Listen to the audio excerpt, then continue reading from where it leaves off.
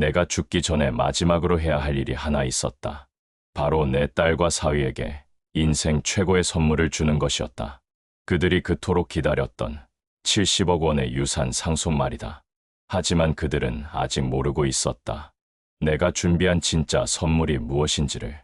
서울 대치동 타워팰리스 최고층에서 내려다본 야경이 마치 내 인생처럼 깜빡이고 있었다.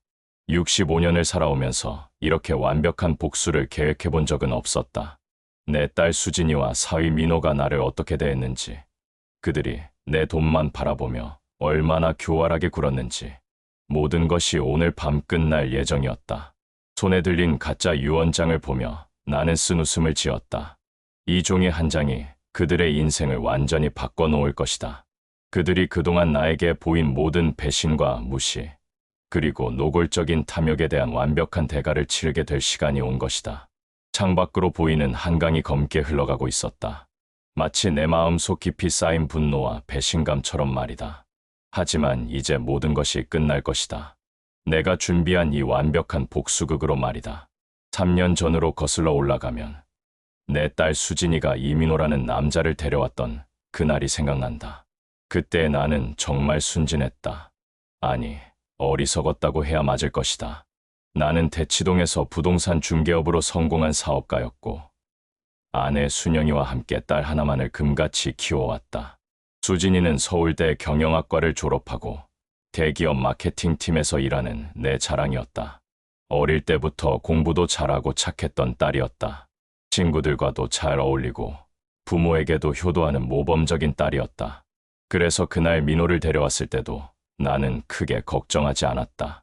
민호가 정중하게 인사를 하며 수진이와 결혼하고 싶다고 말했을 때 첫인상은 나쁘지 않았다.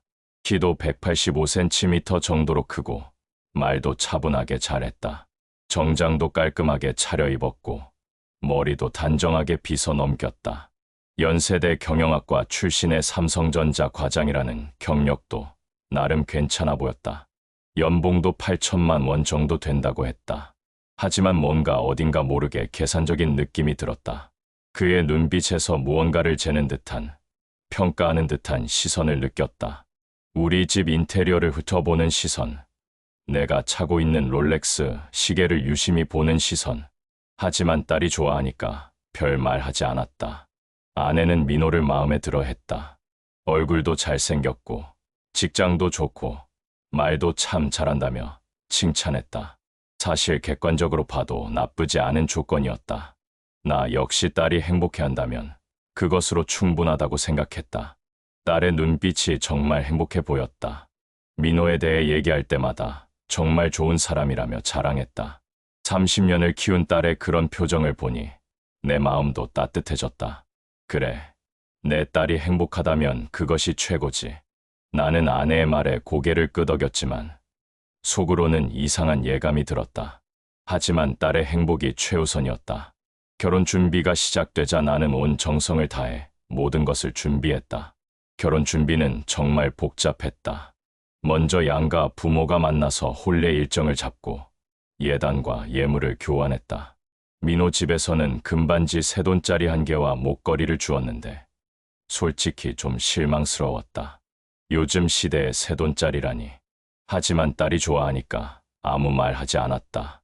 반면 우리는 수진이를 위해 금반지 10돈짜리, 다이아몬드 목걸이, 브랜드 시계까지 준비했다. 예단만 해도 3천만 원이 들어갔다. 순영이는 혼수까지 정성껏 준비했다. 이불류부터 그릇, 가전제품까지 혼수 비용만 5천만 원이었다. 결혼 비용만 해도 총 2억 원이 들어갔다. 강남에서 가장 비싼 그랜드 하얏트 서울의 그랜드 볼룸을 빌렸다. 하루 대관료만 3천만 원이었다.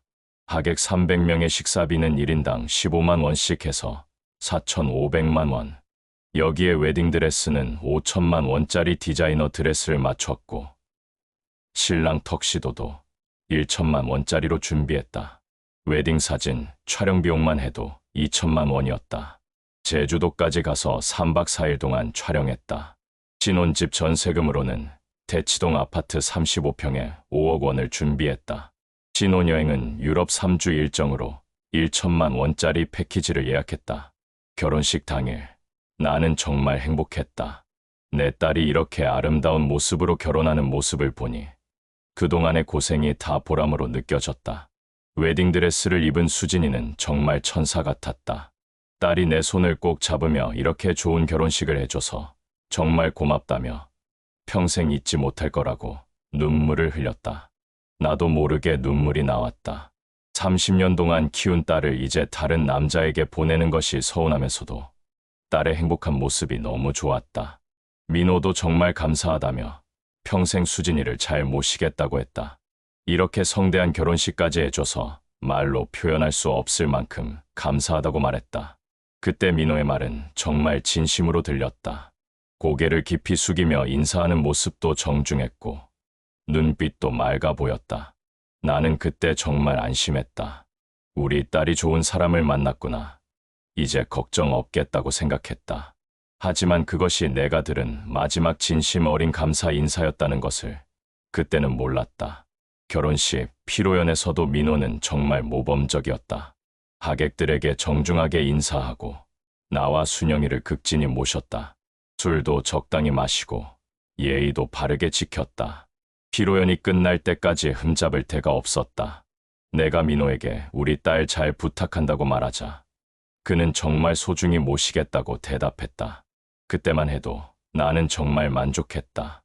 2억 원이라는 큰 돈이 들긴 했지만 딸의 행복을 위해서라면 아깝지 않았다. 내가 평생 모은 돈의 상당 부분이 들어갔지만 딸이 행복해한다면 그것으로 충분했다. 결혼 후 6개월이 지나자 변화가 시작되었다. 처음에는 한 달에 2번씩 찾아오던 딸과 사위가 점점 뜸해지기 시작했다. 신혼이니까 바쁘겠지. 둘이서 시간을 보내고 싶겠지 하며 이해했다. 하지만 점점 이상했다. 전화도 줄어들고 문자 답장도 늦어졌다. 예전 같으면 하루에 한 번씩은 안부 전화를 했던 수진이가 이제는 일주일에 한 번도 연락하지 않았다. 순영이가 수진이가 요즘 너무 연락이 없는 것 같다며 괜찮을까 걱정했다. 나도 신혼이니까 그럴 수도 있다며 조금 더 기다려보자고 했지만 내 마음도 불안했다. 뭔가 잘못되고 있다는 느낌이 들었다. 그리고 그 불안감은 현실이 되었다. 추석 때 집에 온 그들의 모습을 보고 나는 충격을 받았다. 예전 같았으면 집에 들어서자마자 정중하게 인사했던 민호가 이제는 건성으로 한마디만 하고 소파에 털썩 주저앉았다. 그것도 모자라서 다리를 쭉 뻗고 누워서 휴대폰만 보고 있는 것이었다. TV 리모컨까지 빼앗아서 자기가 보고 싶은 프로그램으로 돌렸다. 순영이가 민호에게 좋아한다던 우롱차를 준비했다며 차라도 한 잔 마시라고 했더니 그냥 물을 달라며 차는 별로 안 좋아한다고 했다. 말투부터 달라져 있었다. 존댓말은 형식적으로만 했고 진심이 전혀 느껴지지 않았다. 무엇보다 표정이 달랐다. 예전에 그 정중하고 겸손한 모습은 온데간데 없고 마치 자기 집에 온 것처럼 편안해하고 있었다. 수진이도 마찬가지였다. 예전 같으면 나와 이런저런 이야기를 나누곤 했는데 이제는 핸드폰만 보고 있었다. 내가 요즘 직장 생활은 어떤지 물어봐도 그냥 그저 그렇다며 한마디로 끝내버렸다. 예전 같으면 회사 일이며 동료들 이야기며 재미있는 에피소드들을 신나게 얘기했던 딸이 이제는 대충 대답하거나 아예 듣지 않았다. 더 충격적인 것은 그들이 집에 있는 시간이었다. 예전에는 저녁에 와서 밤늦게까지 있곤 했는데 이제는 겨우 1시간 있다가 가버렸다. 수진이가 민호가 친구들과 약속이 있어서 일찍 가봐야 한다고 했다. 민호도 늦으면 안 된다며 미안하다고 했다. 추석인데 친구들과의 약속이 가족보다 우선이라는 건가? 30년을 키운 딸이 내가 2억을 들여 결혼시켜준 딸이 이렇게 변할 수 있다는 게 믿어지지 않았다. 그들이 간 후 순영이와 나는 한동안 말없이 앉아 있었다. 집 안이 너무 조용했다. 그들이 있을 때도 조용했지만 간 후의 조용함은 달랐다. 서운함과 허전함이 뒤섞인 그런 조용함이었다. 순영이가 우리가 뭔가 잘못한 게 있을까 하고 물었지만 나도 잘 모르겠다고 답할 수밖에 없었다. 하지만 속으로는 알고 있었다. 그들이 변한 게 맞다는 것을. 그리고 그 변화의 원인이 무엇인지도 어렴풋이 알고 있었다. 결혼 1년이 지나자 상황은 더욱 악화되었다. 이제는 명절에도 제대로 오지 않았다.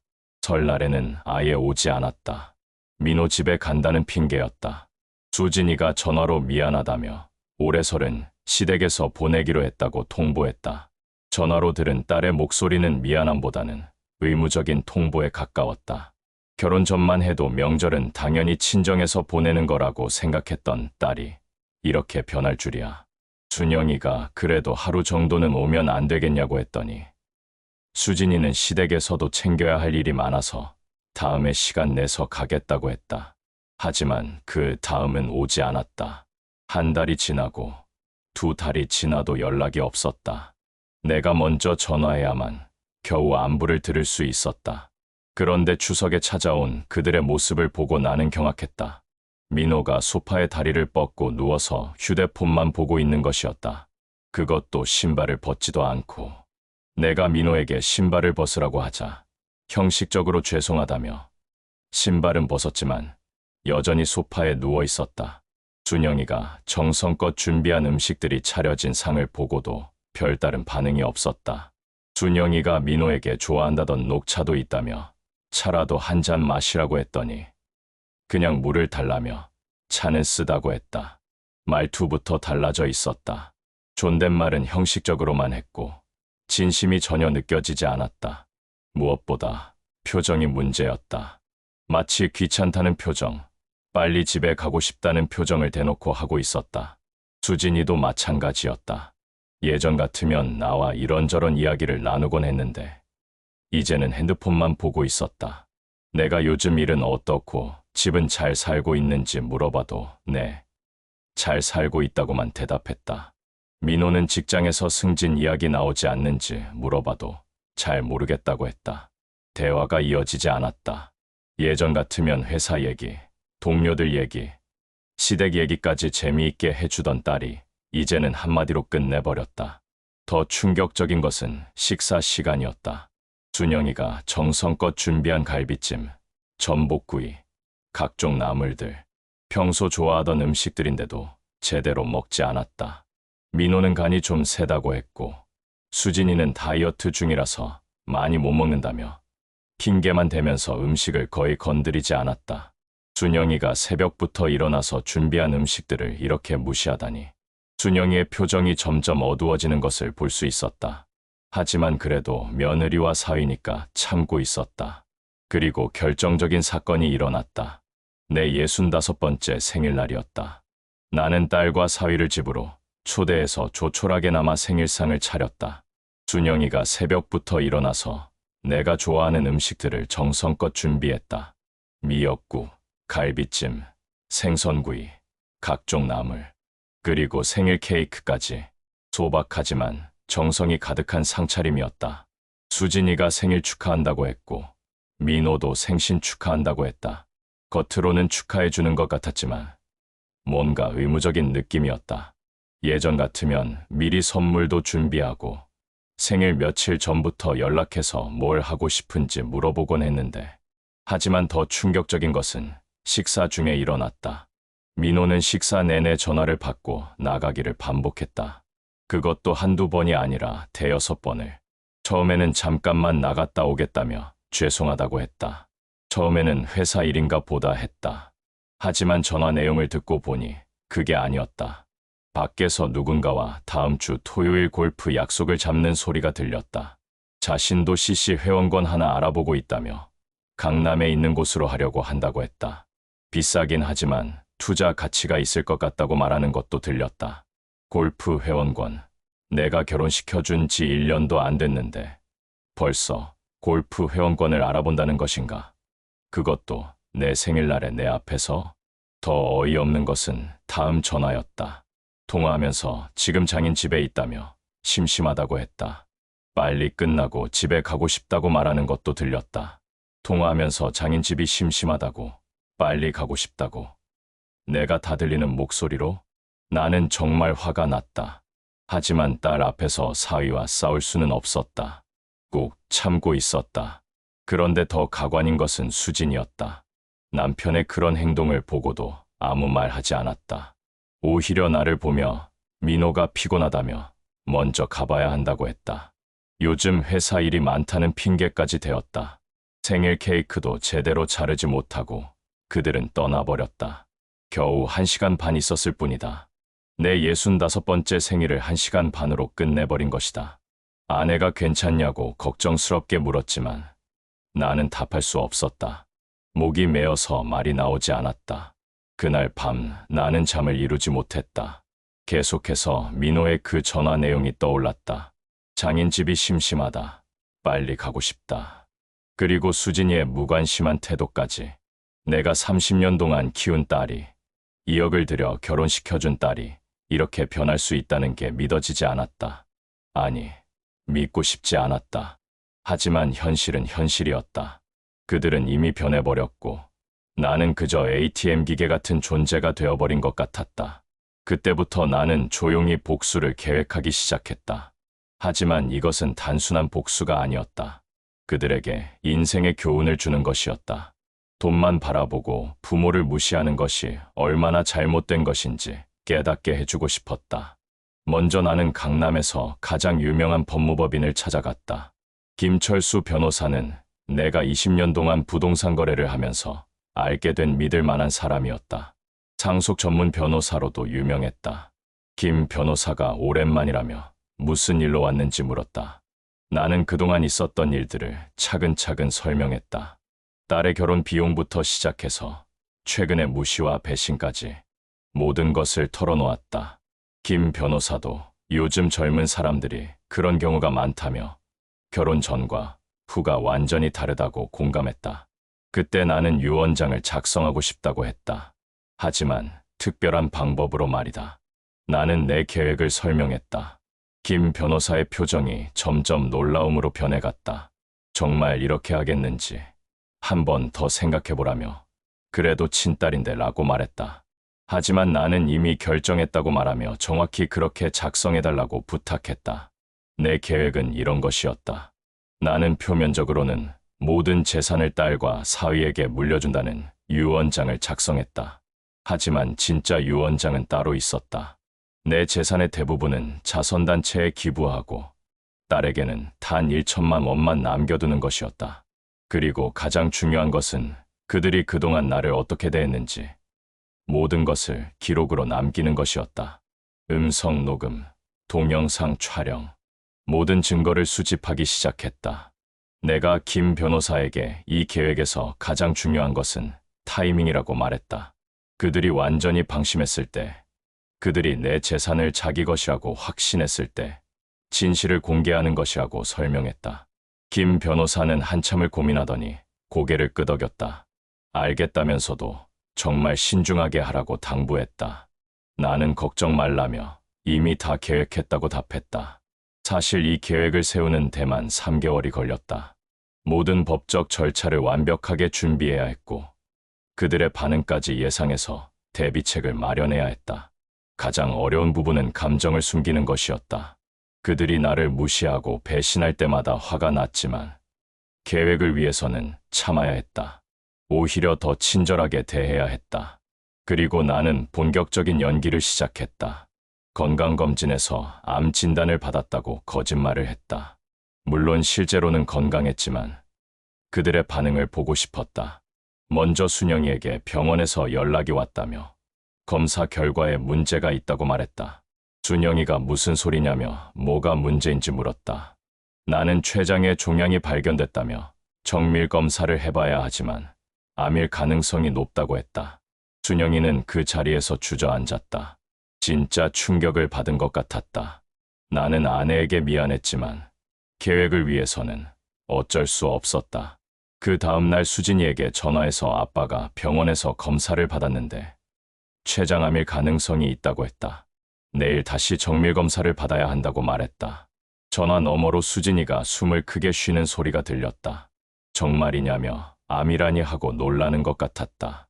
처음에는 걱정하는 것 같았다. 목소리도 떨리고 진짜 놀란 것 같았다. 수진이가 바로 가겠다며 어느 병원인지 물었다. 나는 괜찮다며 일단 정밀검사 결과를 봐야 한다고 했다. 하지만 수진이는 아니라며 자신이 꼭 가야 한다고 했다. 그날 저녁 수진이와 민호가 집에 왔다. 오랜만에 보는 그들의 걱정스러운 표정. 잠깐이나마 예전에 따뜻한 딸이 돌아온 것 같았다. 수진이가 괜찮은지 어디 아프지 않은지 물었고 민호도 걱정 말라며 요즘 의학이 발달해서 암도 충분히 치료 가능하다고 위로했다. 하지만 그 다음 주부터 그들의 진짜 관심사가 무엇인지 알 수 있었다. 민호가 혹시 재산 정리 같은 것은 생각해봤는지 물었다. 내가 암 진단을 받았다는 소식을 들은 지 불과 일주일 만에 나온 말이었다. 걱정이나 위로의 말보다 재산 정리 이야기가 먼저 나오다니. 내가 재산 정리가 뭔지 되묻자 민호는 만약의 상황에 대비해서 미리 준비해두는 게 좋을 것 같다고 했다. 수진이도 자신들이 아버지를 돌봐드릴 테니 걱정하지 말라고 했다. 말은 그럴듯했지만 눈빛이 달랐다. 그들의 눈에서 나는 기대감을 읽을 수 있었다.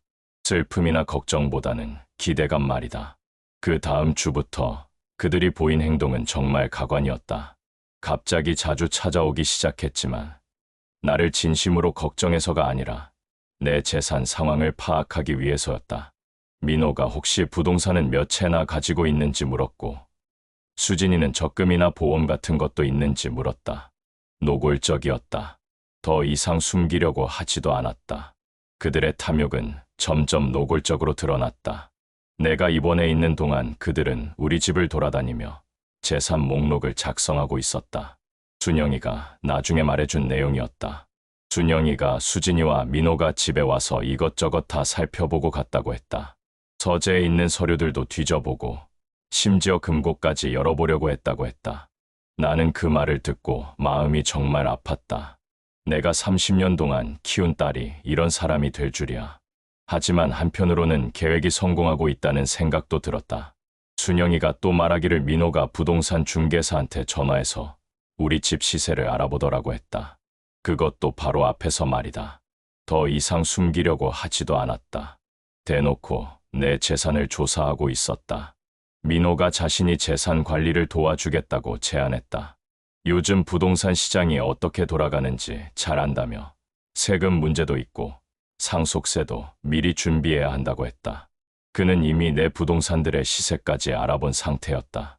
대치동 아파트 세 채는 각각 25억, 30억, 15억, 강남 상가 두 채는 총 20억, 현금과 주식까지 합치면 총 70억 원 정도 되는 재산이었다. 수진이도 상속세가 많이 나올 텐데 미리 대책을 세워야 하지 않겠냐고 물었다. 내가 그런 걱정은 나중에 해도 된다고 하자 민호는 아니라며 미리 준비해두는 게 좋다고 했다. 자신이 아는 세무사 선생님께 상담받아 보자고 제안했다. 그들은 이미 세무사와 상담까지 받은 상태였다. 상속세를 최소화하는 방법까지 알아본 것이다. 더 충격적인 것은 그들이 나눈 대화였다. 내가 화장실에 갔다가 돌아오는 길에 우연히 들은 내용이었다. 수진이가 아버지 재산이 생각보다 많다고 했고 민호는 그러게라며 70억이면 자신들이 받을 몫만 해도 상속세 내고도 50억은 넘을 거라고 했다. 수진이는 50억이면 당분간 일 안 해도 되겠다고 했고 민호도 자신도 회사 그만두고 사업이나 해볼까 생각 중이라고 했다. 일 안 해도 된다고? 회사 그만둔다고? 그들은 이미 내 죽음을 기정사실로 받아들이고 있었다. 그리고 내 재산으로 어떻게 살지까지 계획하고 있었다. 나는 그 순간 정말 화가 났다. 하지만 계획을 위해서는 참아야 했다. 오히려 더 아픈 척해야 했다. 내가 요즘 몸이 너무 안 좋다며 병원에서도 시간이 얼마 남지 않았다고 한다고 말했다. 수진이는 그런 말씀 마시라며 치료 잘 받으시면 괜찮아질 거라고 했다. 입으로는 그렇게 말했지만 그들의 표정에서는 전혀 다른 감정이 느껴졌다. 마치 빨리 죽으면 좋겠다는 표정이었다. 민호가 혹시 유언장 같은 것은 생각해봤는지 물었다. 내가 유언장이 뭔지 되묻자 만약의 상황에 대비해서 가족들이 편하도록 미리 정리해두는 게 좋을 것 같다고 했다. 가족들이 편하도록 결국 자기들이 편하자는 소리였다. 수진이도 민호 말이 맞다며 미리 정리해두는 게 좋을 것 같다고 했다. 나는 그래, 한번 생각해보겠다고 답했다. 그날 밤 나는 김 변호사에게 전화해서 이제 시작할 때가 된 것 같다고 말했다. 김 변호사가 정말 하겠는지 다시 물었지만 나는 이미 결정했다고 답했다. 그리고 드디어 그날이 왔다. 나는 병세가 급격히 악화되었다며 병원에 입원했다. 의사 친구의 도움으로 위독한 상태를 연출했다.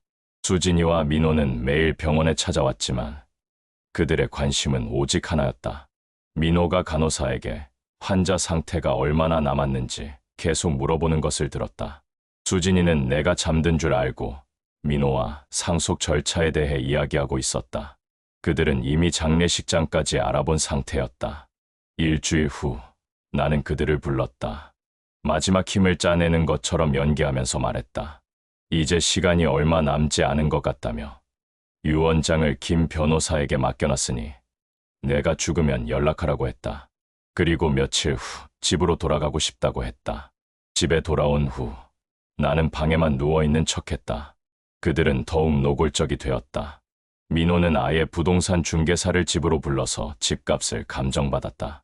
수진이는 내 서재에서 통장과 증권 계좌를 뒤지고 있었다. 그리고 한 달 후 나는 김 변호사 사무실로 그들을 불렀다. 내가 직접 가기는 힘들다며 순영이와 함께 천천히 걸어 들어갔다. 수진이와 민호는 이미 와서 기다리고 있었다. 그들의 표정에는 기대감이 가득했다. 김 변호사가 봉투를 열며 유언장을 꺼냈다. 그리고 천천히 읽기 시작했다. 김 변호사가 고 박종수 씨의 유언장을 낭독하겠다고 했다. 잠깐, 내가 아직 살아있는데 고라니. 수진이와 민호는 이상하다는 표정을 지었다. 그때 내가 입을 열었다.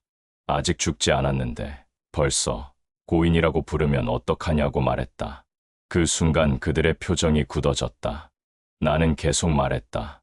지난 3개월 동안 너희들을 지켜봤다고. 내가 아프다고 하니까 걱정은커녕 재산만 계산하고 있더라고.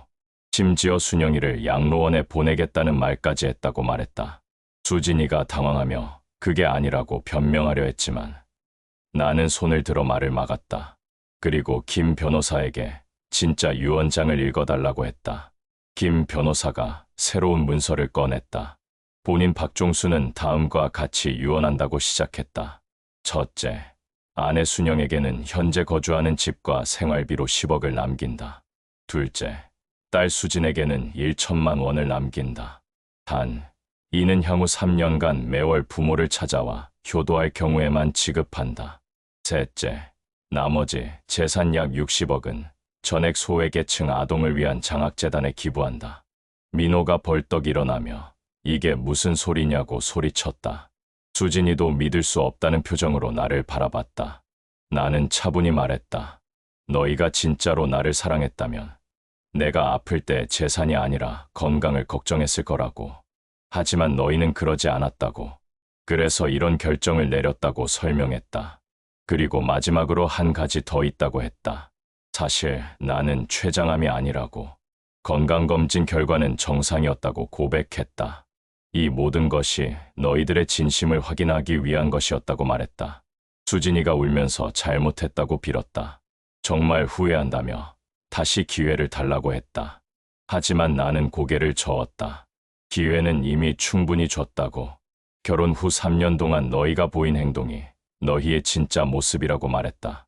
민호는 사기라며 법적으로 문제 삼겠다고 위협했다.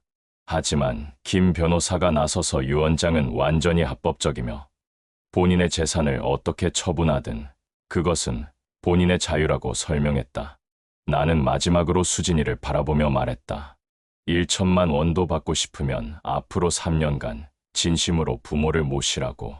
그것이 내가 너에게 주는 마지막 기회라고. 그들이 사무실을 나간 후 순영이가 내 손을 잡았다. 너무 심한 거 아니냐고 물었지만 나는 이것이 수진이를 위한 마지막 교육이라고 답했다. 6개월이 지난 지금 수진이는 정말 변했다. 처음에는 분노했지만 시간이 지나면서 자신의 잘못을 깨달았다. 이혼까지 하고 혼자가 된 후에야 부모의 소중함을 알게 된 것 같았다. 지금은 매주 집에 와서 순영이를 도와드리고 나와도 진솔한 대화를 나눈다. 돈은 사람을 시험하는 가장 확실한 도구다.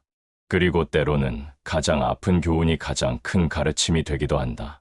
내 복수는 성공했지만 더 중요한 것은 딸이 다시 딸로 돌아왔다는 것이다.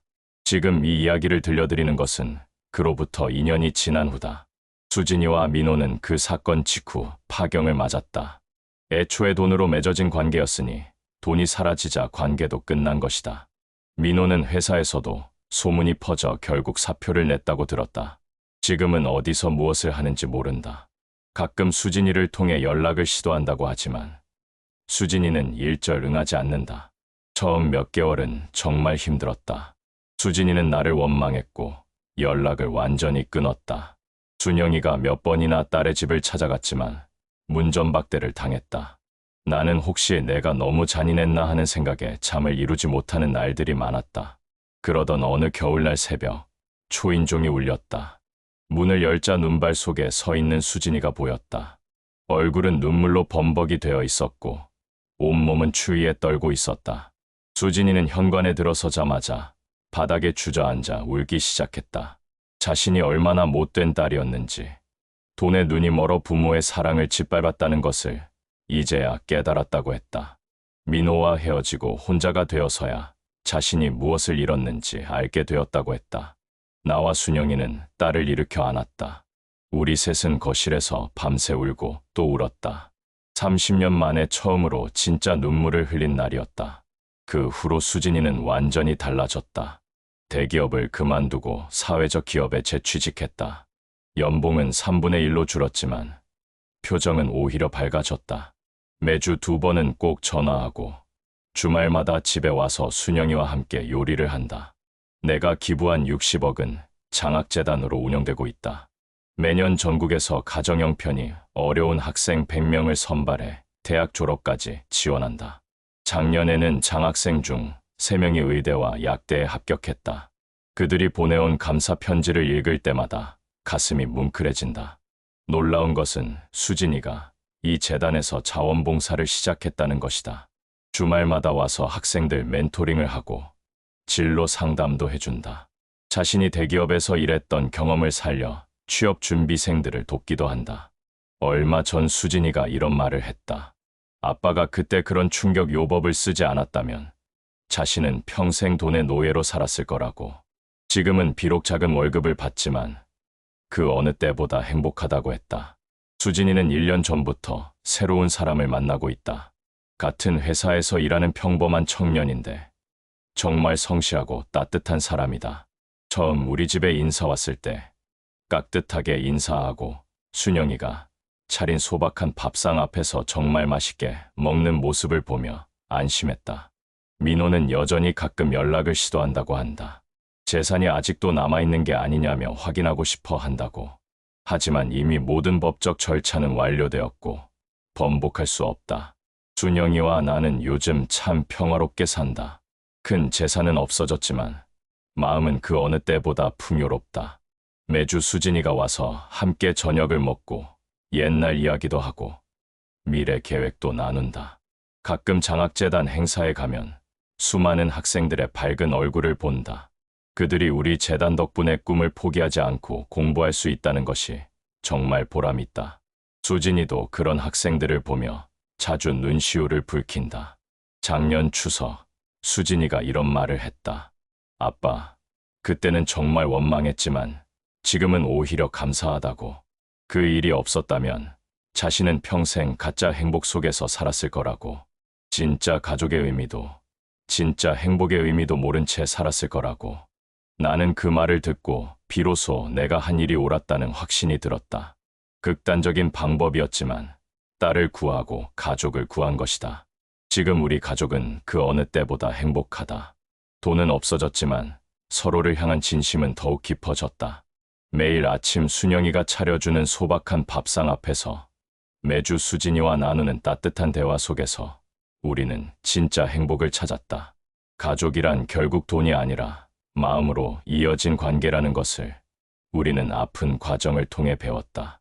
때로는 사랑하는 사람에게 가장 아픈 교훈을 줘야 할 때도 있다. 그것이 그들을 구하는 유일한 방법일 때가 있기 때문이다. 여러분도 가족 관계에서 어려움을 겪고 있다면 포기하지 마세요. 돈보다 중요한 것은 서로를 향한 진심입니다. 인생 담소를 통해 더 많은 이야기를 나누고 싶습니다.